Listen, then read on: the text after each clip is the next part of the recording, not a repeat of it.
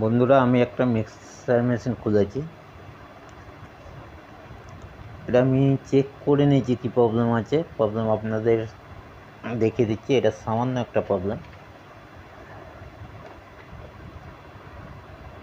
সব মিক্সার মেশিনে দেখবেন এরকম একটা সুইচ থাকে, এটা ওভারলোড সুইচ বলা হয়। এটা মিক্সার বাটি যদি কোনো কারণে জাম হয়ে যায় কিংবা কয়েল শর্ট হয় তখন এটা ট্রিপ করে যায়। এটা আমি চেক করে নিয়েছি, কয়েল শর্ট নেই, এটা সুইচটা খারাপ হয়ে গেছে। এটা অ্যাকচুয়ালি ট্রিপ করলে এবং পুশ করলে আবার ধরে নেয়, তখন আবার কাজ করতে শুরু করে। এটাই আমি এখন দেখাবো, শর্ট করে চালিয়ে দেখাবো।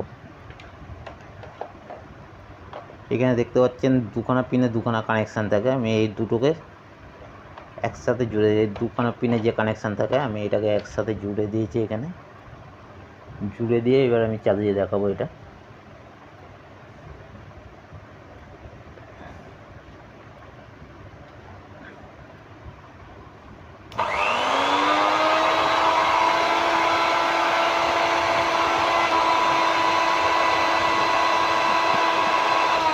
দেখতে পাচ্ছেন প্রপারলি কাজ করছে, কিন্তু আমি এটা শর্ট করে চালাবো না, কারণ এর সেফটি যেটা আছে সেফটিটা ফিটিং করতে হবে। সেফটি হচ্ছে এই ওভারলোড সুইচ।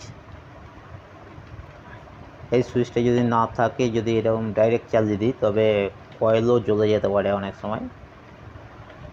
এখন আমি এই সুইচটাকে পাল্টে তারপর এটাকে ফিটিং করে দেবো।